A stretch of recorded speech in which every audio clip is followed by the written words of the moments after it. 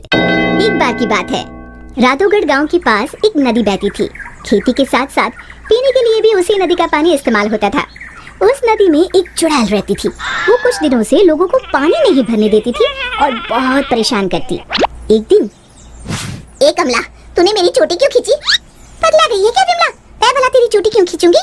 झूठ मत बोल, यहाँ हम दो ही तो हैं। अरे अरे, वो देखो, हमारी मटकी का पानी कौन गिरा रहा है? रास्ते में उन्हें भुवन मिला, जो बैलों को पानी पिलाने नदी लेकर जा रहा था। क्या हुआ? इस तरह क्यों भाग रही हो जैसे भूत पीछे पड़ गया हो?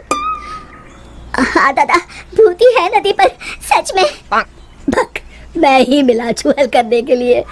दरन हो गई जिनैया मैं कैसी करूं। अरे क्या हुआ, ये बैल पानी क्यों नहीं पी रहे हैं?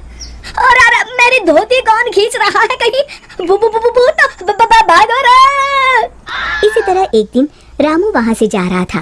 उसने देखा बीच धारा में एक औरत बड़े ही आराम से बैठी हुई है। ए, तुम वहाँ क्यों बैठी हो?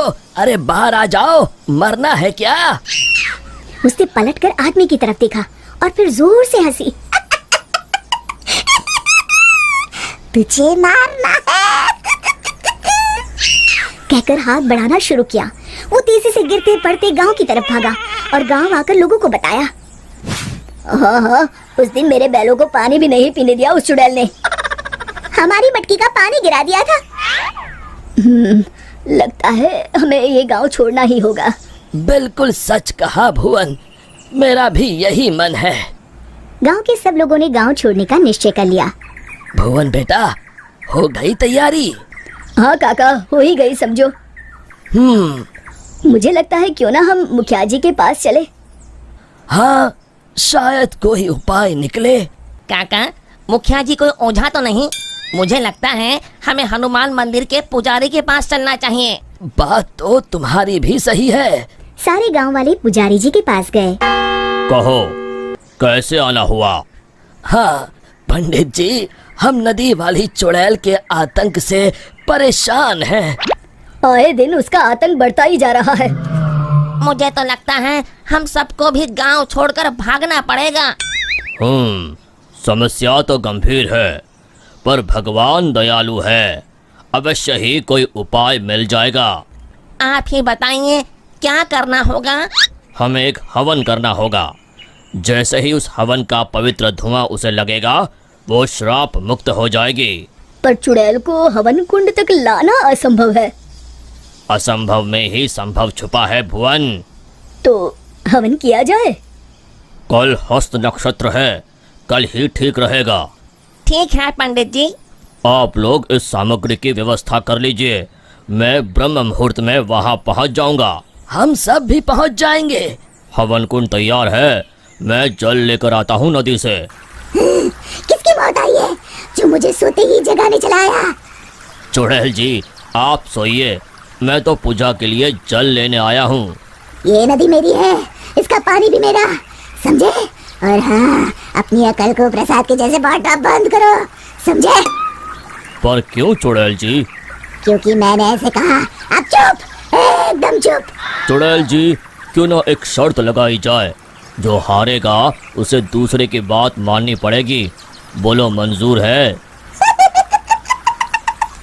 तुम साधारण गांव वाले मुझ जैसी ताकतवर चुड़ैल से शर्त लगाओगे? चुड़ैल जी, पहले शर्त सुन तो लो। जितना तो मुझे ही है, फिर भी बता ही दो। अभी हम यहाँ नदी पर हवन पूजन कर रहे हैं, आपको उसमें आना होगा। उसके बाद हम सब गांव छोड़कर चले जाएंगे। और नहीं आई तो ऐसे ही रोज तुम्हारी नींद में खलल डालेंगे। ठीक है, पर मेरी एक शर्त है, मुझे कोई मंत्र सुनाई नहीं देना चाहिए। मैं पूजा में भाग नहीं लूंगी। ठीक है चुड़ैल जी, आप बस वहाँ बैठिएगा। चलो। गांव वाली चुड़ैल को देखकर डर गए, पर पुजारी जी ने इशारा किया तो वो शांत होकर बैठ गए। जैसे ही पंडित जी ने आखिरी आहुति आग में डाली और धुआं चुड़ैल की तरफ गया, वो जलने लगी और जोर जोर से चीखने लगी। बचाओ, मैं जल रही हूँ, बचाओ, कोई बचाओ, मैं सबको खा जाऊंगी, किसी को नहीं छोड़ूंगी। बचाओ। धीरे धीरे उसकी आवाज शांत हो गई। सब लोग सोच रहे थे कि चुड़ैल जलकर राख हो जाएगी, पर ये क्या? उस डरावनी चुड़ैल की जगह पर एक खूबसूरत परी खड़ी थी। वो मुस्कुराते हुए बोली, मैं एक परी हूँ। एक शाप के कारण मुझे चुड़ैल बनना पड़ा। आज आपके कारण मैं शाप मुक्त हो गई हूँ। अब मैं परी लोग जाऊंगी। उससे पहले एक वरदान देना चाहती हूँ। मांगो, क्या मांगते हो? अगर कुछ देना है तो ऐसा वरदान दो कि इस नदी का पानी कभी न सूखे। तथास्तु कहकर परी उड़ गई। फिर सब खुशी खुशी रहने लगे। शिक्षा, समस्या की जड़ तक पहुँचे बिना हार नहीं मानना चाहिए।